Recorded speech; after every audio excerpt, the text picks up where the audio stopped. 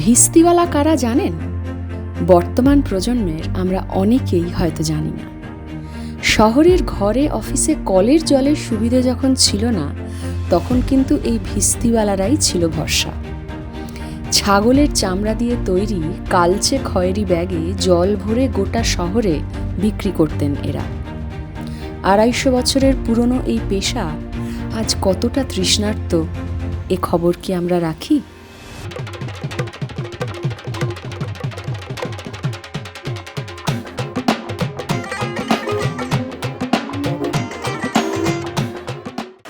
কলকাতায় কতদিন আছেন?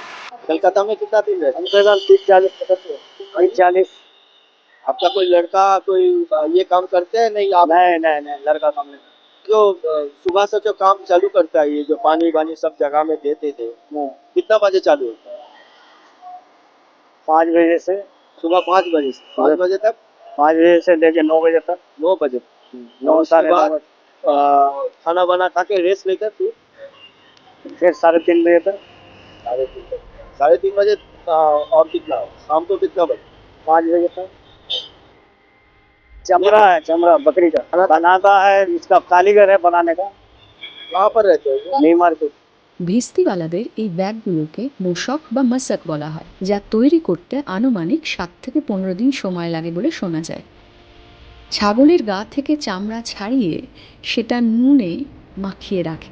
চামড়াটা একেবারে শুকিয়ে গেলে কিছু যন্ত্র দ্বারা সেটাকে পরিষ্কার করে ধুয়ে শুকোতে দেওয়া হয়। তারপরে তৈরি হয় এই মোশক নামে জলের ব্যাগটি। ये पानी कहाँ से ले आते? मीठा कल से। मीठा कल से। শহরের মিটার কল থেকে জল তোলেন তারা। ये पानी तो कहाँ देते हैं? सब मकान में देता है क्या दुकान? दुकान चाय दुकान होटल मकान में मशीन लग गया, खत्म हो गया। ভিস্তিওয়ালাদের কিন্তু ইতিহাসে অনেক অবদান রয়েছে। যুদ্ধে সৈনিকদের জল দেওয়ার কাজও ওরা করেছে। এমন একটি অদ্ভুত তথ্যও পাওয়া যায়। মুঘল সম্রাট হুমায়ুনকে একবার খরস্রোতা নদী থেকে বাঁচিয়েছিলেন এক ভিস্তি। তখন হুমায়ুন বলেছিলেন, তিনি যখন সিংহাসনে উঠবেন তখন সেই ভিস্তি যা চাইবেন তাকে তা দেওয়া হবে। পরবর্তীকালে তিনি যখন মুঘল সম্রাট হন, তখন সে ভিস্তিওয়ালা তার কাছে আসে। সে চায় মুঘল সম্রাট হতে। হুমায়ুন তখনই সেই ভিস্তিওয়ালাকে তার সিংহাসনে বসিয়ে নিজের মুকুটটি খুলে তার মাথায় পরিয়ে দেন।